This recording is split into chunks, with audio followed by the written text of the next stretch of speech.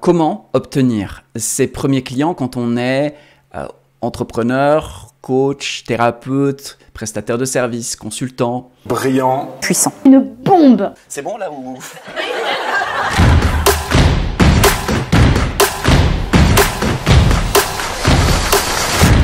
Bravo à vous.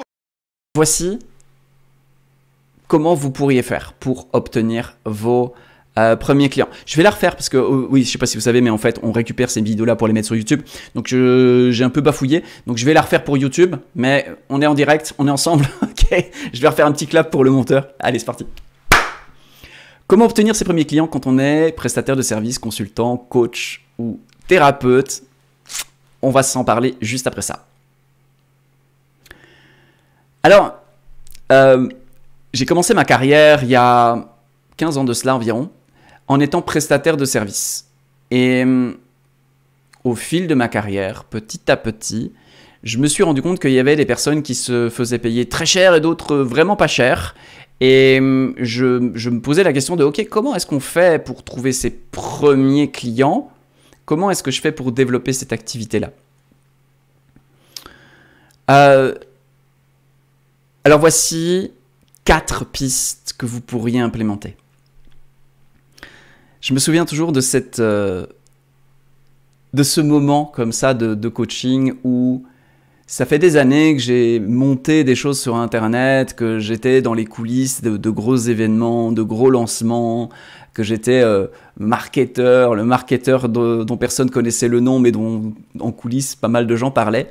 Et un jour, je discute avec un de mes amis qui, lui, était coach en entreprise. Et je lui expliquais un petit peu ce que j'avais vraiment envie de faire. Moi, j'avais envie de m'asseoir avec des gens puis les aider à développer leur business, leur partager mon expertise, mon expérience et que eux, ils puissent aller plus vite, aller mieux. Et il m'a dit, mais tu sais que ce type de service-là, en entreprise, ça se facture 500 € de l'heure. Je fais, what? 500 € de l'heure? Et il me dit, oui, il y a des coachs en entreprise, ça peut se facturer, des consultants, des gens expérimentés qui ont une expertise terrain, ça se paye 500 € de l'heure. Alors moi, j'étais choqué, parce que je me dis 500 € pour 1 heure à l'époque, pour moi, ça me semblait énorme. Et je suis sorti de cet entretien-là en me disant, ok, bon, visiblement, c'est un tarif qui se pratique. La personne qui me l'a partagé avait l'air de valoriser mes conseils dont il avait pu bénéficier dans cette même gamme-là. Donc je me suis dit, ok, bon, je ne vais pas demander 500 €, je vais demander 250. Et à partir de là, je me suis dit, ok, comment je trouve mes premiers clients avec cette offre-là? Alors voici ce que j'ai fait, et voici ce que tu pourrais faire tout de suite pour aller chercher tes premiers clients. Il y a une stratégie que j'appelle la stratégie de la mine d'or. C'est une stratégie un peu complexe, enfin pas complexe, mais sur lesquelles on peut mettre du détail. Mais voici les grandes lignes qui vont te permettre de tout de suite l'appliquer. Déjà, ça passe par le fait de conscientiser la valeur de ton réseau actuel. Trop souvent, je vois des personnes qui vont investir de la pub, essayer de faire des choses qu'elles n'ont jamais faites, vraiment comme si tout à coup, leur réseau était inexistant et qu'ils devaient aller sur les réseaux sociaux, assis, cela, etc. Et ils oublient qu'ils ont déjà une mine d'or et qu'ils doivent peut-être juste apprendre à l'exploiter. On a tous une mine d'or. Nos premiers clients sont dans notre réseau déjà existant. Les premiers clients que j'ai trouvés, ils étaient autour de moi. Ils étaient dans mon carnet d'adresses, ils étaient dans le carnet d'adresses des personnes de mon carnet d'adresses, ils étaient dans des personnes que j'avais croisées à droite, à gauche. Ils étaient déjà là. Les premiers clients, c'est vraiment le conseil que je te donne, c'est de considérer qu'ils sont déjà là et plutôt regarder autour, tiens, ils sont où? Plutôt que de se dire, bon, je vais aller quelque part pour les trouver. Non, non, tu as déjà tes premiers clients autour de toi.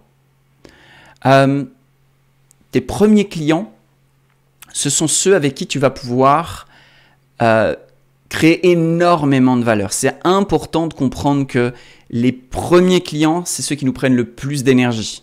Ce sont ceux qui sont les plus difficiles à aller chercher. Pourquoi? Parce que quand on commence, on n'a pas encore de la recommandation, on n'a pas encore du bouche à oreille, on n'a en général pas un branding ou un marketing qui déchire tout. Et donc par conséquent, on commence un peu tout nu, quoi. Il faut juste comprendre qu'on va mettre énormément d'énergie à aller chercher ses premiers clients, mais ces premiers clients ont une valeur colossal à ne pas négliger.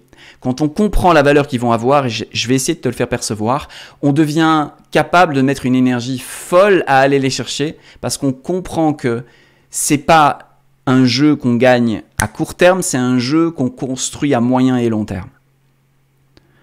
Les premiers clients, ce sont les clients qui vont faire que ta confiance va augmenter. Entre j'ai pas de client et j'ai un client, le gap de confiance est fou. Quand j'ai été chercher un premier client, eh bien, ça va être beaucoup plus facile d'aller chercher le deuxième. Quand j'ai été chercher le deuxième, d'aller chercher les 5 suivants, puis les 10, puis les 100, puis les 1000, etc., etc., etc. Donc, vraiment comprendre que cette confiance qui augmente, c'est la valeur que va nous apporter nos premiers clients. Nos premiers clients, ils vont également nous apporter de la preuve sociale. À partir du moment où on a travaillé avec un client, où il a obtenu des résultats, où on l'a aidé à quelque chose, eh bien, il va pouvoir le dire autour de lui, ou il va pouvoir, eh bien, si on lui demande et s'il est d'accord, eh bien, nous remettre un petit mot. J'ai travaillé avec un tel, c'était super, j'ai apprécié ceci chez lui. Quand on a ça, c'est beaucoup plus facile d'aller chercher les clients suivants. Donc, il va nous aider à bâtir notre crédibilité. On n'a pas besoin d'en finir sur le divan d'un psy avec le syndrome de l'imposteur. On peut aussi rendre des clients contents et bâtir ainsi sa crédibilité concrètement. Et ça va nous donner de la confiance et de la crédibilité et des potentielles recommandations. Donc les premiers clients, ils ont une valeur de dingue, vraiment. Donc allez les chercher, allez mettre l'énergie qu'il faut. Se prendre 10 non pour un oui, ça vaut le coup, ça vaut vraiment le coup de se prendre 10 portes fermées pour une ouverte, parce que cette porte ouverte-là va nous en ouvrir de plus en plus au fur et à mesure du temps. Donc nos premiers clients, on pourrait très bien aller les chercher et ne pas les faire payer. Moi, pour ma part, j'ai coaché des personnes pendant 6 mois gratuitement. Ça m'a permis de bâtir ma confiance, de bâtir de la crédibilité, de bâtir de la preuve sociale, parce que les personnes à qui je donnais ce temps et cette énergie, ils étaient tellement contents qu'ils m'ont fait des recommandations de ouf. Ça m'a permis derrière d'aller chercher un socle pour aller chercher des clients. Alors je ne dis pas qu'il faut travailler 6 mois gratos, ok, d'accord? Je dis juste que les premiers clients, on peut se permettre de ne pas les faire payer sous condition si ça nous permet de capter d'autres espaces de valeur qui vont nous permettre de déployer notre activité. Dernière chose aussi. Il est important, avant d'aller trouver ses premiers clients, de soigner sa proposition de valeur. Dans l'incubateur business Bénédiction, on a tout un module sur comment concevoir, réfléchir, affiner une offre pulsante. Et en plus de ça, eh bien, avec les différents experts et moi-même, on répond aux questions pour que la personne ait vraiment une offre sur mesure, qui soit dans son ADN, mais surtout que la proposition de valeur soit, réaliste. C'est-à-dire qu'il y a des gens aujourd'hui qui ont déjà un billet en dehors de leur portefeuille pour solutionner leurs problèmes, pour faciliter l'accès à un désir, pour répondre à un besoin. Et on veut que notre offre vienne se plugger sur quelque chose là où les gens sont déjà en train de dépenser de l'argent et investir de l'énergie. C'est très important. Si on n'a pas aujourd'hui une offre qui vient résoudre un problème dans la vie de notre prospect aimé, qui vient l'aider à accéder à un désir qui est important pour lui, qui vient lui permettre de répondre à un besoin, si on n'a pas ça, alors notre proposition, elle n'aura pas le magnétisme suffisant pour intéresser et ensuite qu'on puisse dérouler tout le processus de vente.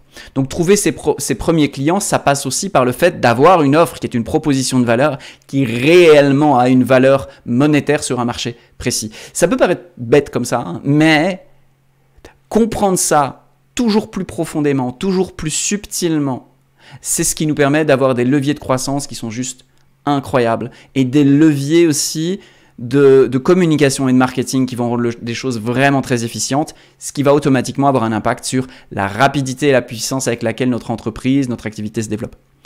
Donc voilà comment obtenir ses premiers clients, c'est déjà voir qu'ils sont là, autour de nous, dans notre réseau existant, avoir une proposition de valeur qui est vraiment achetable, enfin pour lesquelles les gens sont prêts à investir de l'argent, et comprendre que ça vaut le coup de même se tromper 10 fois, même s'y prendre mal. Il vaut mieux faire de la prospection mal que de ne pas en faire du tout. Il vaut mieux à vraiment, vraiment ouvrir beaucoup de conversations et faire beaucoup d'imprudence. Au début, pas d'imprudence, mais de choses un peu... voilà, merde, oups, j'aurais pas dû m'y prendre comme ça. Parce qu'on apprend en cours de route aussi. Bien sûr, on peut se former, mais on apprend en cours de route. Dans l'incubateur, on a tout un module aussi sur la prospection, comment on entre en contact avec les gens, comment on ouvre des espaces, à quel moment on va présenter sa proposition de valeur, comment on peut créer la relation suffisante pour que notre proposition de valeur puisse être considérée par l'autre. Tout ça, c'est technique, même si il faut mettre de l'âme à l'intérieur de la technique. Mais c'est comme un comédien. D'abord, il apprend son texte et puis il va mettre son interprétation. Eh bien, c'est exactement la même chose. Donc voilà, c'est vraiment comme ça que je t'invite à concevoir ta stratégie pour aller chercher tes premiers clients.